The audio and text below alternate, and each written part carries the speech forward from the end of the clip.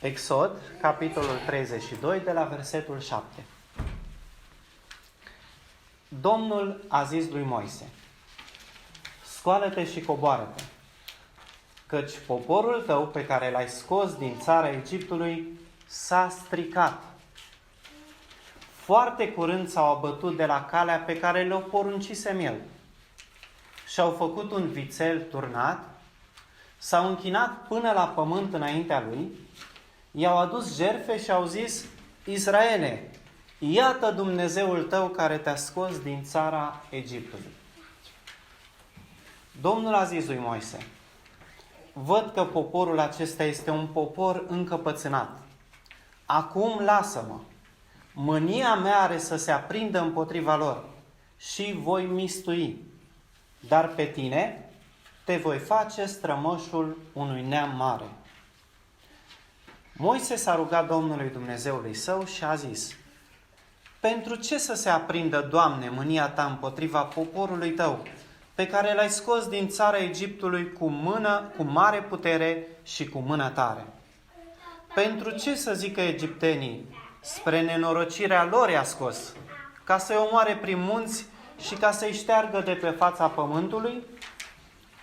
Întoarce-te din iuțeala mâniei tale și lasă-te de răul acesta pe care vrei să-l faci poporului tău. Adu-ți aminte de Avram, de Isaac și de Israel, robii tăi, cărora le-ai spus, jurându-te pe tine însuți: voi înmulți sămânța voastră ca stelele cerului. Voi da urmașilor voștri toată țara aceasta de care am vorbit și ei o vor stăpâni în veac. Și Domnul s-a lăsat de răul pe care spusese că vrea să-l facă poporului său. Până aici, amin. În această duminică începem o serie de mesaje intitulate Suveranitatea lui Dumnezeu și responsabilitatea umană. Și în această serie de mesaje o să vedem ce ne învață Biblia despre aceste două concepte. Cum se împacă, cum conviețuiesc ele împreună, și anume suveranitatea lui Dumnezeu și responsabilitatea umană. În filozofie există un concept care se numește teoria forței irezistibile și a obiectului indestructibil. Și teoria aceasta spune următorul lucru: dacă în univers ar exista o forță căreia să nu-i poată sta nimic în cale, o forță irezistibilă, o forță atât de mare, fără margini, care ar putea să distrugă sau să modifice orice lucru. Și în același timp, forța aceasta s-ar întâlni cu un obiect indestructibil, adică un obiect asupra căreia orice forță ar acționa nu ar fi afectat în vreun fel. Și acestea două, repet, s-ar întâlni, ce s-ar întâmpla? Forța irezistibilă n-ar putea să-l distrugă? Sau obiectul indestructibil s-ar distruge? Sau cele două s-ar anula unul pe celălalt? Ei, pentru mulți creștini, când vorbesc despre suveranitatea lui Dumnezeu și despre responsabilitatea umană, apare dilema aceasta. Cum se împacă cele două? Cum conviețuiesc ele? Ce ne învață Biblia despre relația dintre suveranitatea lui Dumnezeu și despre responsabilitatea omului? Și seria aceasta de mesaje își propune să răspundă la această întrebare. Astăzi vorbim despre o întrebare, și anume: pot rugăciunile noastre să influențeze voia lui Dumnezeu? Și răspunsul la această întrebare, pe care îl vom găsi împreună în studiul, în pasajul de astăzi, va răspunde în parte la titlul seriei de mesaje. Ce descoperim încă de la început este că, la prima vedere, pasajul pe care l-am citit ne învață următorul lucru. Dumnezeu, aprins de mânie, supărat de idolatria, de păcatul în care poporul evreu a căzut, îi spune lui Moise: dă-te la o parte, lasă-mă, pentru că mânia mea o să se aprinde și o să-i distrug pe toți. Pe tine te las în viață, dar pe ei o să-i distrug pe toți. Și Moise, ca un om înțelept, ca un om trecut prin viață, vine în fața lui Dumnezeu și spune: Doamne, nu e bine să faci răul ăsta. Ce o să zică ceilalți oameni? Te rog, nu-i pedepsi cu moartea. Și Dumnezeu, influențat sau sensibilizat de rugăciunea, de atitudinea, de sfatul lui Moise, cedează sau dă înapoi din planul pe care îl avea și îi lasă să trăiască în continuare pe evrei. Acum, cel puțin asta mi-a transmis mie la prima vedere pasajul acesta. Acum, dacă îl interpretăm așa, avem câteva probleme foarte grave. De ce? Pentru că această interpretare, acest fel de interpretare, ar intra în conflict cu câteva adevăruri fundamentale pe care Biblia ni le descoperă despre Dumnezeu. De exemplu, că planurile Lui sunt desăvârșite. Dumnezeu are gânduri net superioare gândului omenesc. Planurile Lui sunt desăvârșite. Așadar, dacă un om, cât ar fi el de înțelept, de trecut prin viață, de experimentat, vine și spune lui Dumnezeu: Doamne, nu e chiar așa bine cum te-ai gândit tu, n-ar fi mai bine dacă ai face altfel? Înseamnă că planul lui Dumnezeu se poate îmbunătăți și n-a fost unul desăvârșit. E adevărat? Și dacă noi ne uităm la Moise și îl privim ca un om înțelept, care îi dă un sfat lui Dumnezeu ca să nu acționeze la mânie, la răutate, înseamnă că planul lui Dumnezeu nu era unul atât de bun. Și sfatul lui Moise l-a perfectat sau l-a îmbunătățit. Și asta ar fi o problemă. De asemenea, știm că mânia lui Dumnezeu nu este ca mânia omului. Nouă, de multe ori ne sare țandăra, cum spunem noi, și poate pentru că vrem să ne răzbunăm, poate pentru că nu mai gândim așa clar, suntem tulburați de anumite evenimente, facem anumite lucruri la mânie pe care mai apoi le regretăm. Și spunem: nu puteam să mai aștept un pic, să mă liniștesc înainte să fac asta, sau m-am pripit, am spus o vorbă sau am făcut o faptă fără să cuget prea mult la ea. Dar despre Dumnezeu știm că El nu este așa. El nu dă greș în ceea ce face. Nu este orbit de dorința de răzbunare atunci când se mânie. Nu face lucrul acesta din răutate, cu egoism, cu păcat. Și atunci cum se împacă interpretarea aceasta cu mânia lui Dumnezeu, care este una sfântă, desăvârșită și curată? Așadar, ar trebui să ne punem întrebarea, fiecare dintre noi, dacă până acum așa am interpretat pasajul acesta, și anume că Dumnezeu mânios vroia să facă ceva aprins de mânie în grabă, dar Moise l-a oprit în a face lucrul acela rău cu înțelepciunea lui. Dacă până acum am interpretat așa, ar trebui să ne oprim puțin și să medităm asupra acestui pasaj mai în profunzime, ca să vedem dacă într-adevăr așa stau lucrurile. Pentru a înțelege mai bine pasajul, e important să vedem cum s-a continuat această întâmplare. Adică cum a fost influențat în cele din urmă planul lui Dumnezeu. Și după ce are loc acest eveniment, descoperim următoarele lucruri.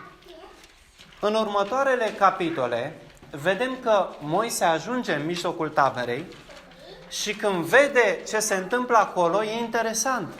Biblia spune că el s-a aprins de mânie, un detaliu interesant. Moise s-a aprins de mânie și a spus următorul lucru: cine este de partea lui Dumnezeu să vină la mine? Vedem din expresia aceasta că nu toți idolatrizau vițelul de aur, nu toți se închinau lui, ci era o mică parte din popor, cei drept o parte, o seminție sau o parte din seminția lui Levi, care nu s-au închinat vițelului. Și când Moise a strigat: cine este de partea lui Dumnezeu, adică cine vrea să se închine lui Dumnezeu, să asculte de el, să vină la mine, oamenii aceștia au venit la Moise. Și interesant ce le-a spus Moise. Cine știe ce le-a spus? Nu v-a atras atenția, nu? Le spune așa: luați sabia în mână și fiecare dintre voi să meargă prin tabără și să ucidă și pe cine găsește în dreapta lui și pe cine găsește în stânga lui. Nu contează că e rudă, prieten, vecin, să-i ucidă. Și în ziua aceea, 3000 de oameni mor în felul acesta. Pentru că Moise, văzând păcatul evreilor, se mânie, ia hotărârea aceasta. În urma acestui măcel, în urma acestei situații cumplite, evreii totuși revin cu picioarele pe pământ și își dau seama că au greșit. Se căiesc de fapta lor, distrug vițelul de aur pe care îl construise și Dumnezeu spune: am să-l ascult pe Moise, nu am să vă ucid pe toți, dar îi oprește în locul acela și face un legământ nou cu ei.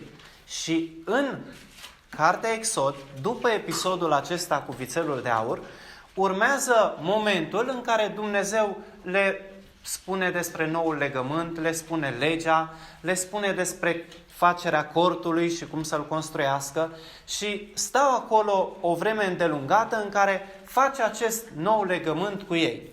După ce face legământul, pornesc iarăși la drum. Primul lucru care se întâmplă când pornesc la drum este faptul că evreii încep să se revolte, să se răscoale împotriva lui Moise.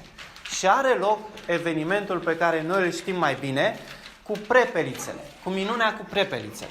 Dar evenimentul acesta vine pe fondul unei răzvrătiri. Și Dumnezeu aduce după aceea peste evrei o pedeapsă cumplită din cauza răzvrătirii lor. Ei spun: mai bine rămâneau în Egipt. Și se gândesc chiar să-și pună căpetenii peste ei ca să se întoarcă în Egipt. Spun: de ce să murim noi aici de foame? De ce să rătăcim prin pustia aceasta când am putea să ne întoarcem acolo, să avem mâncare bună, să trăim liniștiți? După aceea, imediat, după evenimentul acesta, Aron și Miriam, fratele și sora lui Moise, se răscoală împotriva lui. Și spun: dar de ce? Doar prin tine poate să vorbească Dumnezeu? Poate să vorbească și prin noi. Poate noi, sau poate alții din popor, ar fi lideri mai buni decât tine. Și încearcă să-l uzurpe pe Moise. Iarăși, în urma acestui eveniment, Dumnezeu aduce o pedeapsă gravă. Imediat după aceea, se întâmplă un alt eveniment. Și anume, ajunși la granița Canaanului, trimit cele 12 iscoade și când se întorc, probabil știți întâmplarea, 2 spun să mergem înainte să o cucerim, că este țara noastră, dar majoritatea, adică restul de 10, spun: nu este bine. Și înfricoșați de ce au văzut acolo, conving poporul să se întoarcă iarăși în Egipt. Pasajul acesta descoperit, pe care îl descoperim în Numeri, capitolul 14, de la versetul 20 la 23, și chiar vă rog să deschideți Biblia acolo, este unul care mi se pare deosebit de important. Deci, Cartea Numeri, capitolul 14, de la versetul 20 la versetul 21. Pentru că el ne ajută să interpretăm pasajul pe care îl studiem astăzi. De la versetul 20, Biblia spune așa: și Domnul a zis: iert cum ai cerut, dar cât este de adevărat că eu sunt viu și că slava Domnului va umple tot pământul, atât este de adevărat că toți cei ce au văzut cu ochii lor slava mea și minunile pe care le-am făcut în Egipt și în pustiu, și totuși m-au ispitit de 10 ori acum și n-au ascultat glasul meu, toți aceia nu vor vedea țara pe care am jurat părinților lor că le voi da. Și anume, toți cei ce m-au nesocotit nu o vor vedea. Așadar, Dumnezeu și de data aceasta, pornit în a-i distruge, ascultă iarăși rugăciunea lui Moise, care este aproape identică cu cea pe care am citit-o în Exod, și spune: te ascult, dar vreau să știu următorul lucru. Toată această generație, toți oamenii ăștia care au fost neascultători, care m-au ispitit, nu o să ajungă în țara Canaan. Și din momentul acesta, evreii au început să rătăcească prin pustiu pentru 40 de ani de zile, timp în care toți cei care nu s-au încrezut în Dumnezeu, care s-au răzvrătit împotriva Lui, au murit și în urma lor a rămas o altă generație care a intrat în Canaan. Și acum, de ce am făcut toată această paranteză? Cum s-a schimbat? Cum a fost influențat planul lui Dumnezeu de fapt, când El a zis lui Moise: Moise, lasă-mă să-i distrug, mânia mea se va aprinde față de ei și niciunul dintre ei nu va intra în țara promisă. Cum s-a schimbat? Cum? A fost doar amânat. Planul lui Dumnezeu e interesant. Nu a fost dat peste cap. Nu a fost schimbat din temelie. Nu a fost dintr-o dată reconformat. Ci rugăciunea lui Moise, e interesant, a afectat planul lui Dumnezeu, dar nu în sensul de a-l schimba, ci Dumnezeu a adus ca într-o paranteză de 40 de ani de zile, timp în care oamenii aceștia care ar fi trebuit să moară pe loc au rătăcit prin pustie, până când ultimul dintre ei a pierit și o altă generație a intrat în Canaan. Așadar, planul lui Dumnezeu a rămas în picioare, a rămas neschimbat. Dar, totuși, rugăciunea lui Moise a fost ascultată și mânia lui Dumnezeu nu s-a descoperit pe moment, nu s-a descoperit imediat față de evrei. Și de aici învățăm un principiu foarte interesant. Când noi ne rugăm lui Dumnezeu, rugăciunile noastre sunt ascultate. Pentru evrei și pentru Moise, 40 de ani nu a fost un nimic, ci a fost o schimbare radicală pentru viața lor. Dar planul lui Dumnezeu, care are tot timpul și care este desăvârșit, a rămas același. Interesant, planul a rămas același, deși rugăciunea a fost ascultată. Cu alte cuvinte, vedem că în voia lui Dumnezeu este o anumită flexibilitate, așa am numit-o eu, nu una care să schimbe planul lui Dumnezeu, nu una care să îl îmbunătățească, nu una care aduce din partea noastră înțelepciune față de Dumnezeu, dar una în care Dumnezeu ține cont, ne ascultă și ne răspunde. Și de aici învățăm câteva lucruri foarte practice pentru rugăciunile noastre de zi cu zi. Sunteți atenți? Ai grijă ce-i cer lui Dumnezeu, că s-ar putea să-i ceri un lucru greșit și să ți-l dea.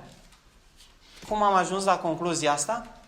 Aparent, dacă lucrul pe care Moise i l-a cerut lui Dumnezeu a fost bun, a fost unul care să schimbe, să liniștească mânia lui Dumnezeu, vedem că în realitate n-a fost chiar așa de bun.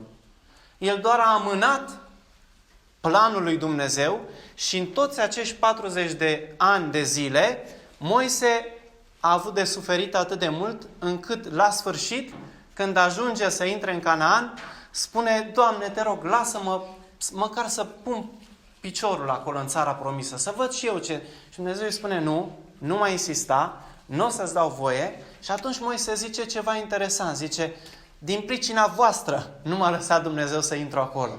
Probabil după 40 de ani de zile a zis: mai bine nu-l dădeam înapoi pe Dumnezeu atunci. Pentru că 40 de ani de zile doar am avut de suferit, doar am avut necazuri, doar am avut împotrivire, doar am avut răzvrătiri, doar am avut lucruri rele. Planul lui Dumnezeu a fost bun de la început. Numai că 40 de ani de zile mi-a dat har să înțeleg și eu lucrul acesta. De aceea ai grijă ce-i cer lui Dumnezeu, că s-ar putea să-i cer ceva greșit și să îți dea. Exemplul pe care l-am în minte este exemplul lui Balaam. Poate unii dintre noi nu știu cine a fost Balaam și vreau să spun pe scurt cine a fost acest om. Balaam era un profet, așa este numit în Biblie, în care nu știm exact în ce relație era cu Dumnezeu, eu tind să cred că trăia în neascultare de Dumnezeu, dar care știa despre Dumnezeu și avea puterea aceasta de a vedea într-un mod, să zic, clar lucrurile. Era un clar văzător. Și omul acesta, într-o anumită împrejurare, se intersectează cu istoria poporului evreu. Cum? Evreii mergeau în drum spre țara lor și în drumul lor trebuiau să meargă printr-un regat al cărui rege era Balaam. De aceea este și asemănarea aceasta de nume, Balac și Balaam. Și Balaam, regele acestui regat, spune și se gândește cum să-i oprească. Își dă seama că dacă ar fi să iasă și să lupte împotriva lor, n-ar putea să câștige. De aceea, el încearcă să folosească un șiretlic și îl cheamă pe Balac ca să-i blesteme. Știind că omul acesta avea niște puteri, avea acces la niște puteri supraomenești. Și când Balaam vine, el se uită la oferta pe care a dat-o împăratul și spune: trebuie mai întâi să-L întreb pe Dumnezeu dacă e bine să mă duc sau nu. Îl întreabă pe Dumnezeu și Dumnezeu îi spune: nu este bine, pentru că poporul evreu e binecuvântat de mine. De aceea tu nu poți merge să-l blestemi. Și Balaam le răspunde, zice: nu pot să merg, că Dumnezeu mi-a zis să nu merg. Dar oamenii aceștia insistă, îi oferă bogății mai multe, îi oferă tot felul de poziții și el atunci întreabă din nou și din nou pe Dumnezeu până când Dumnezeu îi spune: bine, asta vrei? Du-te. Și acum, pentru mulți creștini, când citesc pasajul acesta, îi bagă puțin în ceață. Pentru că el ne ridică întrebarea: de ce, dacă Dumnezeu i-a spus nu te duce? Și Balaam știa că nu e un lucru bun să se ducă, de ce într-un final îi zice: dacă tu atât de mult insiști, du-te să îi blestemi. Și răspunsul este următorul. Balaam a știut că nu e bine, dar a insistat. Vreau să mă duc, vreau în direcția aceea. Atunci Dumnezeu, e interesant, i-a dat ce a cerut. Și din acest motiv, Balaam s-a dus acolo, ce a vrut să facă, tot n-a putut să facă, dar el a rămas în istorie ca omul care a încercat să lupte împotriva poporului lui Dumnezeu și care la finalul vieții și-ar fi dorit să aibă parte de moartea sau de sfârșitul celor credincioși, dar nu a avut. Și ce învățăm din istoria lui este că, din nefericire, dacă ceri ceva cu insistență, care nu e după voia lui Dumnezeu, s-ar putea ca să primești acel lucru.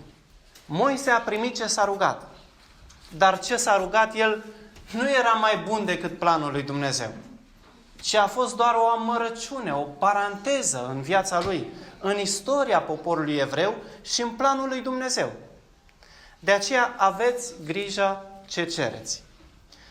Poate veți cere un rol, poate veți cere o poziție, poate veți cere un lucru, poate pentru cei tineri veți cere o persoană de care să vă petreceți viața, care nu e după voia lui Dumnezeu. Și dacă știți lucrul acesta și insistați, s-ar putea să primiți ceea ce cereți. De aceea aveți grijă ceea ce cereți. Că fie că e vorba de o paranteză în viața noastră, în care să rătăcim după lucruri de nimic, fie că e vorba de un lucru sau de o persoană care să fie o piedică în calea noastră și în apropierea noastră de Dumnezeu, fie că e vorba de un lucru care e frumos, e plăcut, e apreciat de alții, dar care nu ne ajută, aveți grijă ce cereți. S-ar putea să primiți. Și dacă nu e un lucru după voia lui Dumnezeu, nu o să ajute. Ăsta e primul principiu. După aceea, al doilea lucru este că poți să ceri și ceva bun și să nu primești. Și vă spuneam de întâmplarea de la sfârșitul vieții lui Moise, care este cumva legată de episodul pe care l-am citit, în care el îi cere lui Dumnezeu să intre în țara promisă și Dumnezeu îi spune, nu, îmi pare rău, dar nu poți intra. Nu-i cerea un lucru rău, îi cerea un lucru bun. Dar lucrul acesta bun nu l-a primit. Și aș vrea să ne gândim puțin la lucrul acesta. Putem oare să-i cerem lucruri bune lui Dumnezeu și să nu ni le dea? Am văzut că poți să-i ceri un lucru greșit și dacă insiști cu asta, s-ar putea să-l primești. Dar poți să ceri un lucru bun de la Dumnezeu și să nu-l primești? E bine, Biblia ne arată că da. Și un alt exemplu și mai clar este când Apostolul Pavel, un text pe care l-am studiat în timpul săptămânii, îi spune, Doamne, am un țepuș, o problemă. Te rog, ia-l din viața mea. Nu știm exact ce reprezenta acest țepuș. Tind să cred și alți comentatori biblici tind să creadă lucrul acesta, că era o problemă de sănătate, o problemă de natură fizică cu care Apostolul Pavel se confrunta. Și în 1 Corinteni el spune, de 3 ori l-am rugat pe Dumnezeu să mi-l ia și nu mi l-a luat. Și mi-a răspuns doar așa, harul meu îți este îndeajuns. Și e interesant că în același context Apostolul Pavel spune, ba mai mult, suferința aceasta pe care eu îi ceream lui Dumnezeu să mă scape de ea și care el nu a fost de acord, m-a ajutat să înțeleg mai bine harul lui Dumnezeu, să-mi văd mai bine slăbiciunile, să mă smeresc și să înțeleg planul lui Dumnezeu mai bine. Și știm de mulți oameni în Biblie care au ajuns în situații grele, pline de suferință, de bagiocură, de înjosire. Și cu siguranță l-au întrebat pe Dumnezeu, Doamne, de ce îngădui asta? Te rog, scoate-mă de aici. Și Dumnezeu nu i-a scos de acolo. Dar tocmai în situația aceea, ca Iosif în Vechiul Testament, ca poate Petru sau Pavel în temniță, în Noul Testament, acolo au putut să se apropie și mai mult de Dumnezeu și să fie o mărturie cu și mai mult impact. Așadar, s-ar putea să-i cerem lucruri bune lui Dumnezeu și să nu ne răspundă. De ce? Pentru că planul lui, aduceți-vă aminte, este desăvârșit. Și, într-o anumită măsură, el ne dă libertate să ne răspundă la rugăciune atunci când îi cerem ceva. Dar libertatea aceasta nu trebuie să schimbe planul său. Sau libertatea aceasta este delimitată de planul său desăvârșit. O altă întrebare. Putem să-i cerem orice și să ne dea? Dacă citim în Evanghelia după Ioan și chiar și în 1 Ioan, în Evanghelia după Ioan, capitolul 14, 15 și 16, apare de 3 ori expresia aceasta. Cereți orice și vi se va da. Și e interesant că apare de 3 ori și mulți oameni au zis, dacă îi poți cere lui Dumnezeu orice, înseamnă că orice e orice. Și orice îi cere, El îți va da. Adevărul este că Dumnezeu ne dă o libertate extraordinară în rugăciune. Și am văzut, de multe ori ne răspunde chiar și atunci când îi cerem ceva care nu e atât de bun. Dar libertatea aceasta este limitată. Dacă vreți să vă gândiți, e ca și cum ți-ar da libertatea să te miști în camera aceasta, dar ea e limitată de planul său desăvârșit.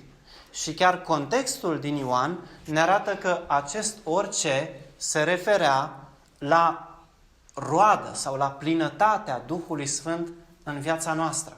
Așadar, Domnul Iisus îi încuraja pe ucenici să ceară orice pentru a fi plin de roadă, plin de Duhul Sfânt, pentru a face voia lui Dumnezeu, pentru a putea să pună planul lui Dumnezeu în aplicare, să fie o mărturie pentru el și pentru a duce acest plan, această veste mai departe.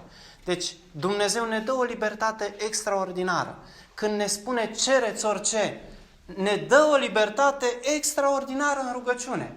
Dar această libertate nu este una absolută, ci este una limitată de planul său desăvârșit. Și mai ar fi o întrebare interesantă. Că poți cere ceva bun, care Dumnezeu să fie de acord, dar care să nu fie la timpul ei. Și atunci răspunsul lui Dumnezeu va veni, dar nu va veni când vrei tu, ci va veni la timpul lui. Așadar, și lucrul ăsta e de ținut în seamă. E de luat în considerare, și anume Dumnezeu ne răspunde uneori, dar nu când vrem noi, nu în momentul sau în secunda în care vrem noi, ci la timpul Lui. Pentru că Dumnezeu nu este ca o formulă magică. Nu este cum se uită copiii la filmul Lampa lui Aladin și când vrem noi, El se supune imediat și ne dă ceea ce îi cerem. Ci s-ar putea să-i cerem ceva bun, dar să nu fie la timpul Lui. Și atunci, pentru acest lucru, Dumnezeu ne încurajează să stăruim în rugăciune. Să continuăm să cerem lucrul acela până îl vom primi. Așadar, din întâmplarea aceasta care ne e descoperită în cartea Exod, înțelegem că Dumnezeu ne dă o libertate extraordinară în rugăciune. Că putem să-i cerem orice și El ne va răspunde. Dar acest orice este limitat de planul lui Dumnezeu. Dumnezeu câteodată ne răspunde la lucruri pe care nu ar trebui să le cerem și prin asta ne învață tot despre planul Său. Dumnezeu câteodată ne răspunde într-un mod miraculos și adaugă zeci de ani la viața cuiva, face o minune și vindecă pe cineva care trebuia să moară sau care e într-o situație gravă. Dumnezeu poate ne dă un rol, poate ne dă o persoană alături de noi, ne dă un bun, un obiect, dar care s-ar putea să ne împiedice sau să ne ajute. Deci Dumnezeu ne dă o libertate extraordinar de mare în rugăciune. Dar libertatea aceasta întotdeauna e limitată de planul Său desăvârșit. Noi nu-L învățăm pe Dumnezeu. Nu-i aducem ceva să zică, uite, nu m-am gândit la asta. E bine ce spui tu. Ia să iau eu lucrul acesta în considerare. Nu-L surprindem pe Dumnezeu cu rugăciunile noastre. Pentru că El știe ce avem nevoie înainte de a-i cere. De aceea, planul lui Dumnezeu continuă și este desăvârșit. Dar în acest plan există multă flexibilitate. De aceea aveți grijă ce cereți. Rugați-vă ținând cont de planul lui Dumnezeu. Rugați-vă nu într-un mod egoist, nu într-un mod în care să ne punem pe noi și planurile noastre pe primul loc, ci rugați-vă în așa fel încât să țineți cont de planul lui Dumnezeu. Când ne rugăm să zicem, Doamne, vreau ca să înțeleg voia Ta și prin ceea ce îți cer, prin ceea ce fac, să fac ca planul Tău desăvârșit să devină realitate în viața noastră. De aceea, ca o concluzie, prin rugăciune, noi nu schimbăm planul lui Dumnezeu, ci prin rugăciune noi trebuie să căutăm ca acest plan desăvârșit să se împlinească în viața noastră și în jurul nostru. Și Dumnezeu să ne ajute pe fiecare dintre noi să vedem armonia aceasta desăvârșită dintre voia lui Dumnezeu, care este una desăvârșită, și responsabilitatea noastră. Dumnezeu ne cere să fim responsabili, chiar în rugăciune. Rugăciunile noastre sunt ascultate. Câteodată și atunci când ceea ce cerem nu este bun. De aceea, lucrul acesta ar trebui să ne dea și mai multă responsabilitate. Pentru ce ne rugăm? Cum ne rugăm? Cât stăruim pentru lucrurile acestea? Pentru că Dumnezeu ne răspunde.